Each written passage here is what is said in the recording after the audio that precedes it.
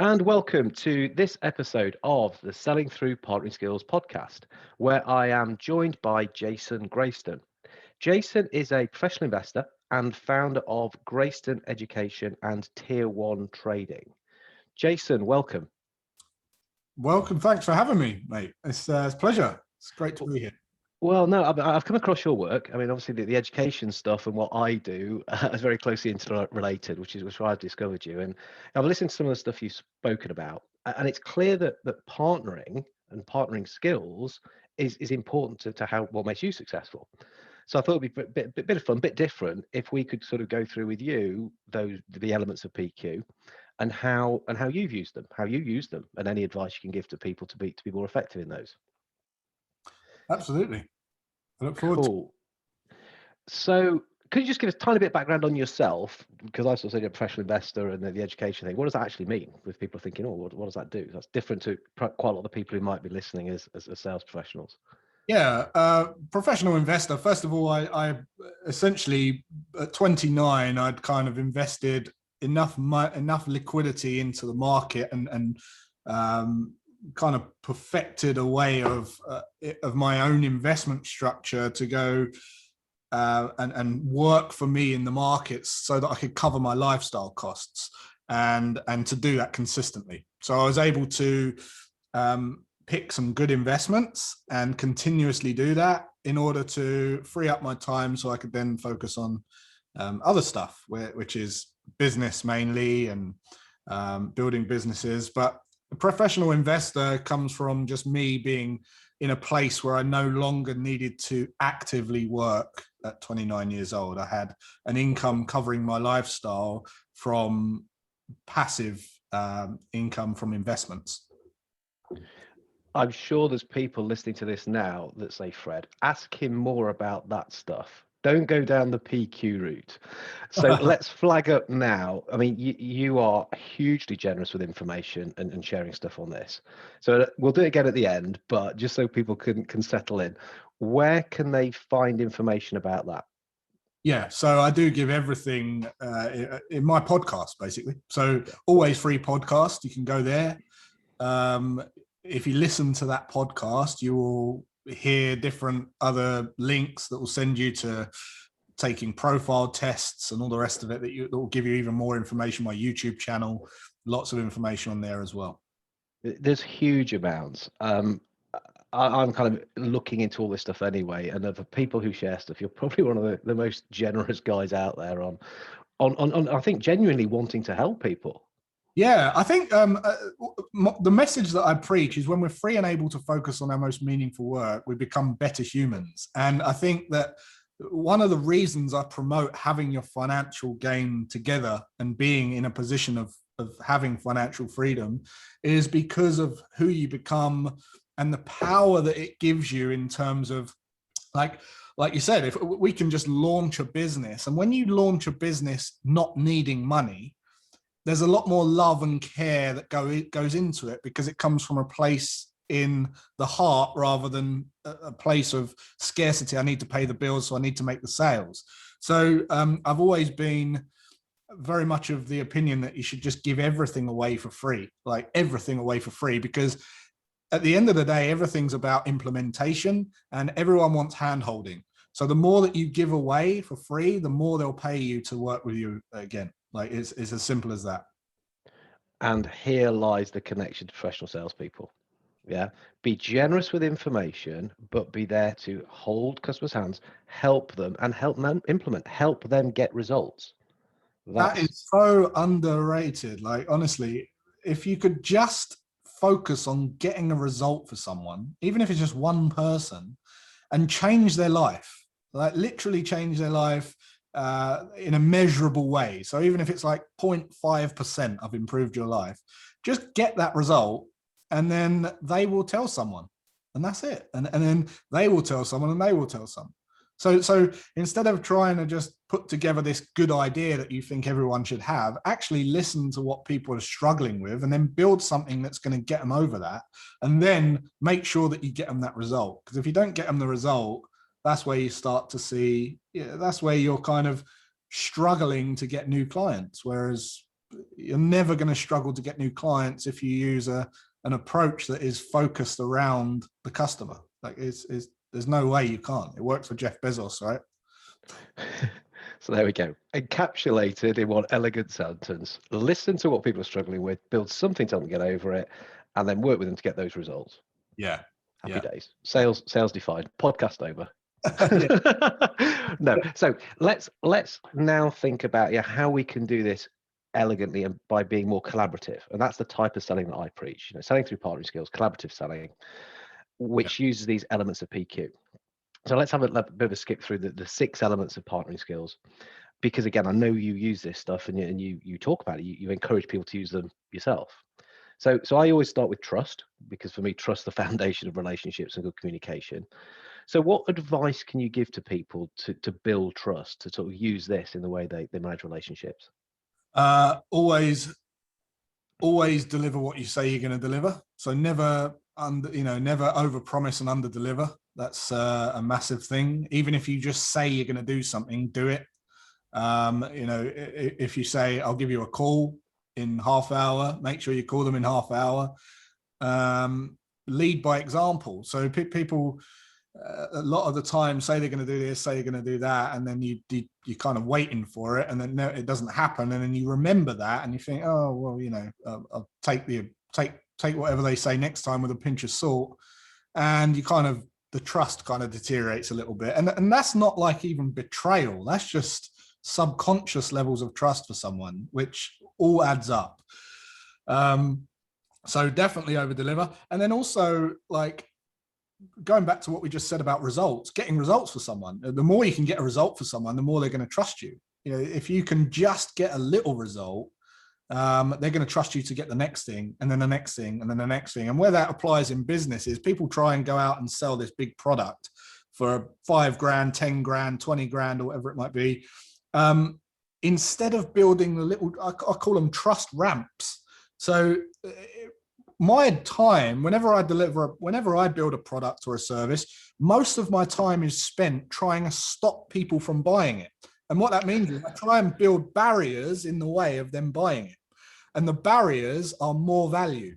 So it's like building this trust ramp that makes it easy for them to just walk up the ramp, and then they inevitably drop into the big product. So like we just delivered, for example, we just did this big 7-day training series that you can register for. You get a video every day and an email and all these downloads and all this kind of stuff. And at the end of it, people think, oh, this is where like the sale's going to come. And at the end of it, it's like, go and listen to my podcast. And that's it. So it's like pushing people even further away to go and listen to more stuff. And it goes back to that whole thing: give everything away for free, and they'll just buy. There's no effort of trying to sell, and in doing that, you get the right people as well, which is so important. Get the right people. I mean, I can hear salespeople now listening to this go, "Well, push people away. Is that going to make me more sales?" Yeah. What's unattractive in professional selling is when this artificial end of quarter, end of month, end of week, end of day target that we're now desperate, we're trying to force people into something. You're on the other hand force people away, but they're all kind of coming running to you. You have the opposite effect, yeah. And again, it does. I mean, it all boils down to the message that I preach of having your finances together, really. Because if you've got a cash cushion, at least, of operating expenses in your business, if you've got 6 months sitting there in the bank, then sorry, my phone. That's somebody you pushed away a couple of days ago, isn't it? But if you've got like some operating expenses in the bank, 6 months, say, you're not coming from a different place. You're not coming from a place of I need to sell. You're coming from a place of delayed gratification, and you're essentially putting that towards building up raving fans. And then when they come back, they're going to come back in armies, and they're going to recommend people, and they'll recommend people. And you have to trust that process. And it's not comfortable for any entrepreneur, but it works. It's the only way. I've never run an ad. I've never run a Facebook ad or any ad. How interesting. And again, so I'm thinking, someone who's working in B2B, someone who's employed in corporate, that's about having a pipeline. That's about sort of having enough business, being comfortable in that you're in a secure place, because the pressure's off on how you then deliver a remarkable experience and wins for customer. And so let's use that to move into the next element, which is the kind of this win-win focus, because you're kind of talking about it already, I think, but just to be a bit more specific about how we can achieve that. Yeah, so fair exchange rules the game. That's the saying. So fair exchange rules the game, and the way that I go about that in business is I always try to give people in use value more than I give them in cash value, more than they give me in cash value, and then basically the argument there is, well, that's not fair exchange if you're giving them more and than they're giving you in cash. But when you over deliver, as we've just been talking about, if you give them so much and you give them more surprises and you continuously add to that thing that they've bought without ever charging more, that makes up the fair exchange, because that becomes the no-brainer factor, the recommendation factor, where they want to tell all their friends about you, their colleagues about you, and that is where you make up that fair exchange. But that's it, right? Fair exchange rules the game. And from a business standpoint, if you always aim to give people more in use value than they give you in cash value, you will get you'll simply get fair exchange. And you see this play out in it naturally all the time. So if there's someone out there charging too much and being so narcissistic, and they've got this kind of half-hearted program and they try and force you into this program, you're not going to get recommendations. You're going to churn through clients, and eventually you're going to run out of clients. And if you're not giving them what they need as value, you're going to end up with some guilt. You're going to end up eventually trying to change it up a little bit. Whereas if you flip it on its head and you're too cheap and you're giving everything away for too cheap, you will naturally be recommended, and people will tell you your prices are too cheap until you're forced to raise your prices. So it does kind of happen organically anyway. So the best thing to do is just plan it out and get it right, get that fair exchange right from the outset. And a lot of that, I find, working with business owners comes down to the feeling, they struggle with getting the right price point, first of all, because they don't feel like their program's good enough, or they don't feel like, or they kind of charge too little and they're not inspired to go and deliver the product for that price, and they're kind of battling between these two things. So it's really key to get that right from the outset. And I'm much more of it's not just my opinion. I'm obsessed with data and stats, and I've done the research, and I'm much more of an opinion of selling a lower cost product and going for volume. I'm not personally about selling a 20 grand program, because you might get 5 of those. Whereas if you get the price point at a sweet spot and you're able to get that no-brainer factor and that recommendation factor going on, you'll generate a lot more in revenue. In fact, 25% more based on my research. Okay, that's so interesting. So again, thinking how people might apply that, it's rather than go for the massive big ticket, big enterprise win all the time, it's maybe set your sights a bit more realistically and make sure you do a bloody good job of what it is that you're offering. Massive value. So like, everything's expensive until it seems cheap. that's something so you could say, look, my program's, I don't know, 5 grand. And they're like, oh, that's a bit expensive. And then you just keep adding to it and adding to it and adding to it without increasing the price, until eventually it's like, wow, that's cheap for 5 grand. Yeah. Is this guy a bug? It's like, no, because I want it to work. I want to give you back to results, isn't it? Yeah, absolutely. So another element of PQ, these partnering skills that were sort of researched. So again, if you're into data, into stats, partnering skills research back in the 90s is what organizations who partner, the people that were involved, demonstrate these skills, and they were validated and verified. And the phrase I love, things we do with phrases today, is organizations don't partner, people do. Which is why we're looking at these interpersonal skills. And another of them is interdependence. What are your thoughts on interdependence?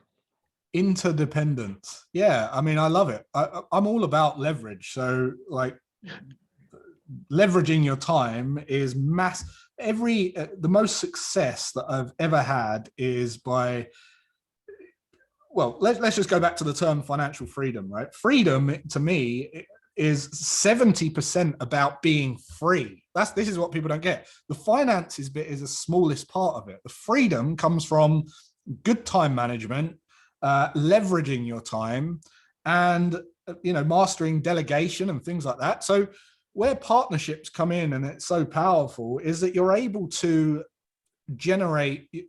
first leverage your time by doing partnerships with people, because they take care of an aspect of your program or your course or your product to make your business more valuable. And even, that's internally and customer facing. Even in the business, you should always delegate and work with people who are better than you at what you do, because that's going to leverage your time, make you focus more on what you can do best, and obviously you'll inevitably earn more money. But partnerships from a product and service point of view, one of the questions I always ask myself is, how can I get the next thing in my business for free? How can I take my business to the next level for free? And my most recent business, Graystone Education, we launched a program called Tiers of Freedom. And we built that whole thing using partnerships to come in and do specific lessons and modules for nothing. We've got higher paid, expert speakers from around the world delivering core pieces of material inside that program, exclusive to that program. We haven't paid a penny, because you figure out, well, what's in it for them? And again, how can fair exchange win the game? And it's about, right, how can I make sure that they're getting a fair deal and I'm getting a real fair deal, not just, let's just hook up for a coffee and I'll pick your brains. That's kind of what you see a lot of. But how can we both get a good deal here? And by doing that, you both win, and it makes your company more valuable. It makes your product more valuable, and essentially you don't have to do it like they're doing it. So yeah, absolutely. I mean, partnerships are how to take your business to the next level. Don't try and do everything. Partner with someone who's already doing it and make your business more valuable and their business more valuable. Brilliant. And then people work in corporate world, a salesperson working in corporate world, the team is there. Your internal team is there for a reason. Use them. And I see salespeople who just try and do everything on their own. And you just look at it and go, that's just madness. Why? No. They're there to help. They're better at it than you. That's what they're there for. Use them. Get them talking to the right people in the customer where they can make sense to each other.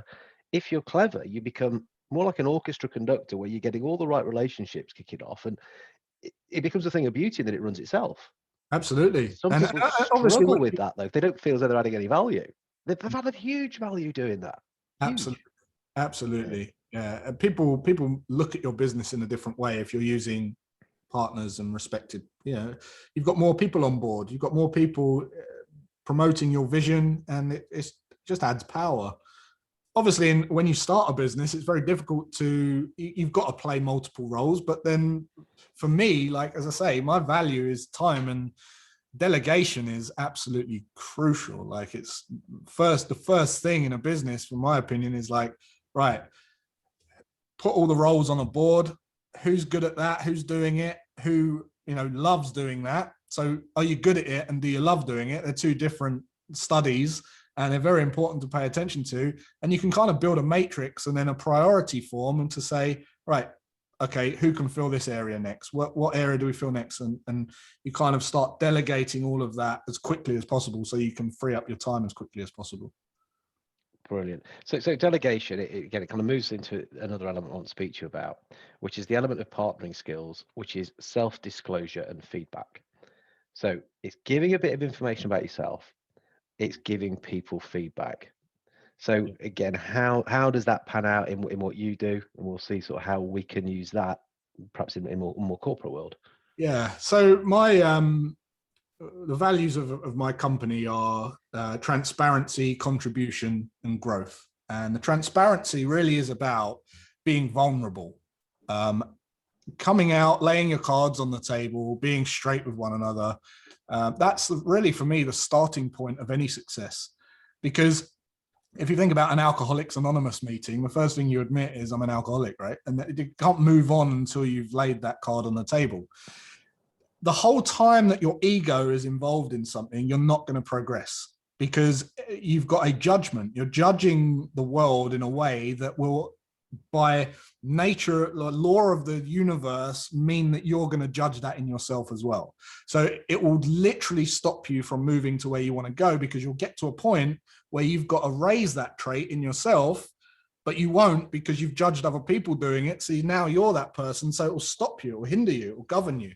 So being vulnerable and going, look, I'm happy with this. This is my situation. This is where I'm at. This is my skills. This is my strengths. This is my weaknesses. What are yours? And having that communication at an early stage in a partnership or a business or whatever it might be, absolutely crucial for progress and growth. Interesting. So, which for me includes sharing what you need and want. There's enough people need to know that. Otherwise, how can they work with you effectively? Absolutely. But looking at the feedback element, though, if you're working with a partner and they aren't really doing what they're supposed to, how do you go about telling them that ultimately? Yeah, I mean, from a partnership standpoint, it's always great to have a way of measuring and agreeing on what the roles, responsibilities are, the results are, from the outset. You know, fag packet deals and handshake things, yeah, they're all a nice fantasy, but in reality, we need some metrics. We need some tangible goals and targets to move towards in order to maintain fair exchange. Because what you don't want to do is kind of leave it 6 months, 12 months, 18 months, and then start, I don't know, you'll start resenting them because, then you don't feel they're pulling their weight, but actually the dynamics in the business might have changed, and you don't really, and you don't know why they're not performing. You just feel like they're not performing. And you've got nothing there to say, right, well, this is what we said we were going to do.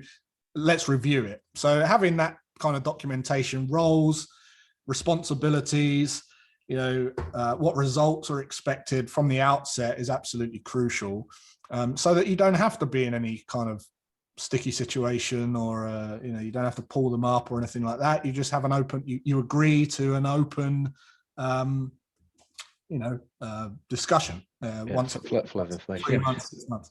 Yeah, so start as you mean to go on. The very process of doing that, things will come out that you'll probably think, actually, I'm glad we've worked that one out now, or we weren't thinking about that. Let's put that into place. Let's put that into the plan. Yeah, another thing with feedback is like, for me, in our company or any project that I'm involved with, the best ideas win. So, there's no, if the admin manager says, oh, what about this? This would be a good idea, and it beats everyone else's ideas, and that's what we'll go with, and that's what we'll prioritize, because I think the best ideas should be put forward and should win. So be open to feedback, and if something needs to change, the best, have an open mind. Yeah, feedback's a gift. Yeah. I mean, it's a bit of a cliche, but it's so true. It's so true. Yeah. If somebody can't be bothered to give you feedback, so they don't really care about you, isn't it? So, no, brilliant.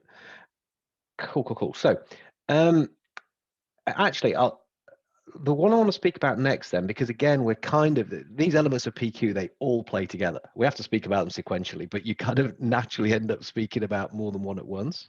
Yeah. And what we're kind of talking about there is having this future orientation, by knowing where we want to go, what that looks like.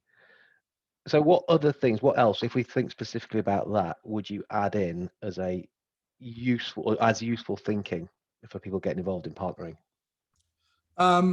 Yeah, obviously knowing what the bigger picture, the more you can think in terms of more of a longer time horizon and space horizon you've got in your mind, the less you're distracted from day one. So I always give the example of, like, in a combine harvester mowing across a farm. If you look straight ahead, you're going to go in a straight line. If you're looking at the floor, you'll go all over the place, and you probably end up with a mess of a field.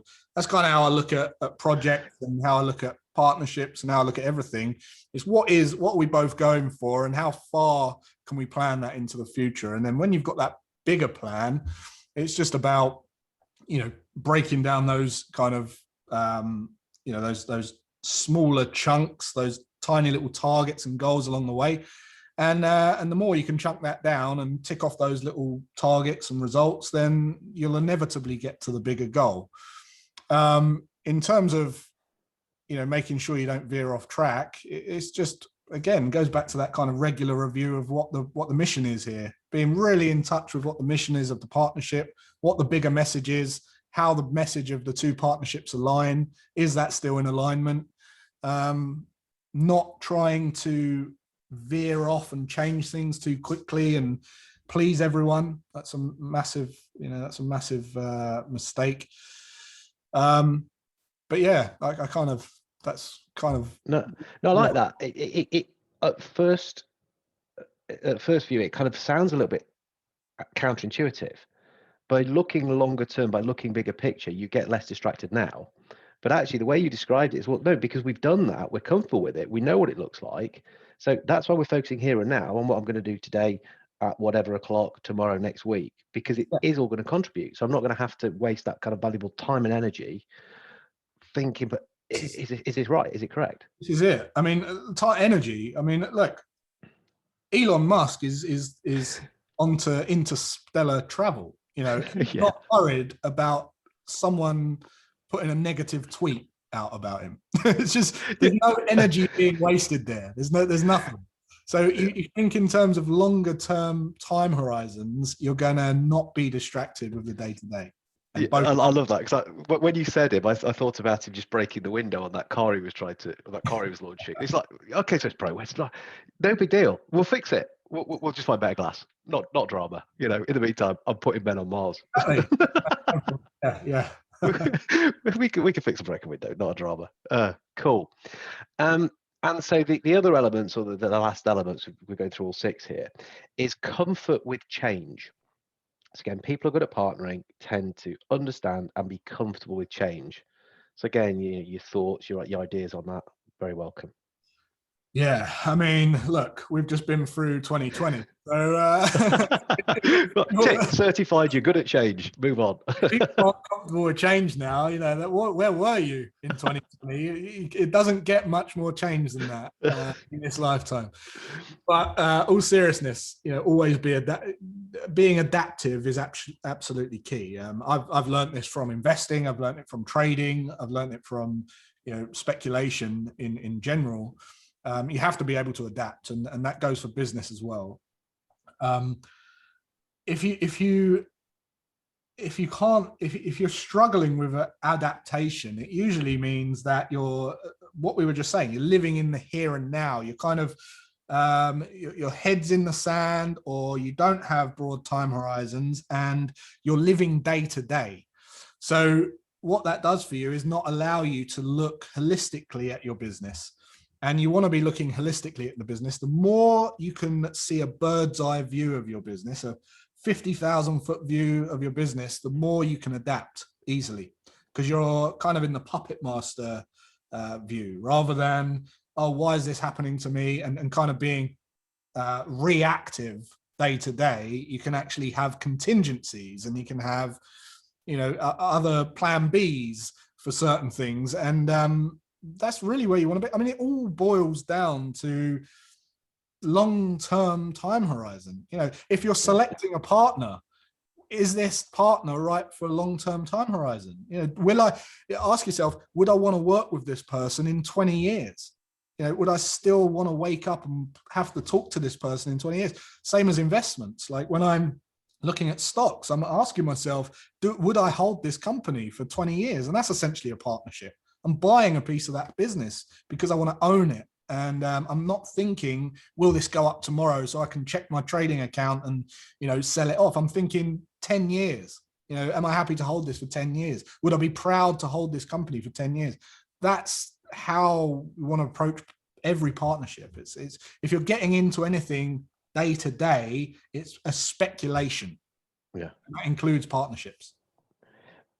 And I think, again, just putting the professional selling spin on this, is that a lot of customers, a lot of people we work with, will get focused in on the day to day. It's what they've got to do.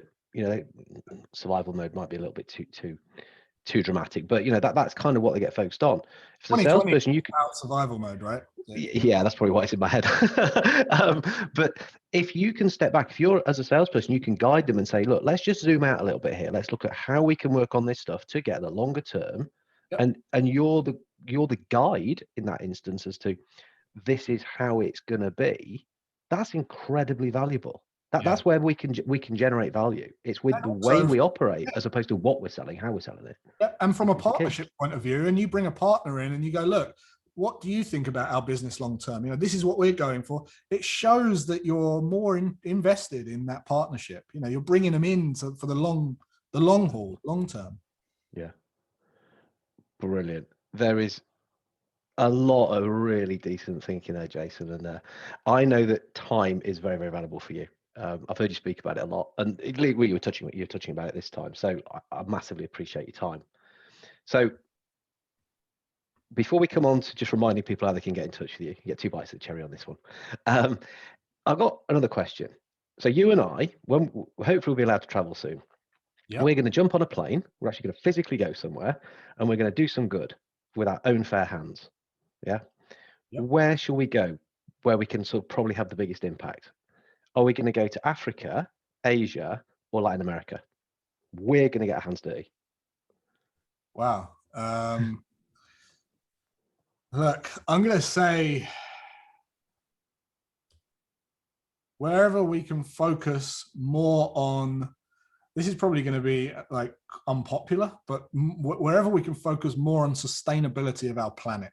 So I'm of the opinion that whenever you do work for the good, it's all for sustainability, and you should never rob people of accountability and, you know, skills. You should always empower people and educate people. And what I've seen going on over the years, since I remember watching Live Aid when I was like 5 years old or whatever it was, you know, the same things going on, and it's not changing. There's not enough change going on there. And it's because the way that a lot of these charities are run is because they're not educating people enough. They're not nothing's going towards the sustainability of the planet. It's just it's putting a plaster on a shotgun wound. So for me, you know, every program that we sell, we clear up coastal plastic from the beaches of Indonesia. We provide 30 days e-learning of education in children in India. So it's education, it's empowering people, it's cleaning up the planet, sustainable living. And if the planet's okay, humans will sort themselves out eventually. Okay, so you managed to not answer me, but no, the only reason I wanted a place is I believe exactly the same as you, business for good, and I'm pretty sure you know B1G1, Yep. which I'm a member of as well. So yeah, B1G1 is a very, very clever way that I can donate stuff about sustainability, because it's aligned to the Sustainable Development Goals, and I align to number 4, education, because it's what I do. So similar to you. So depending what you said, I've got a couple of charities sort of ready to rock and roll to make a donation on our behalf, because I appreciate you giving this time. Amazing. So I will go with, well, you said Indonesia. So Asia, it's about buying bikes for kids so they can get to school. So Perfect. I'll make that donation on your behalf, mate, for coming on and sharing your thinking. Cool.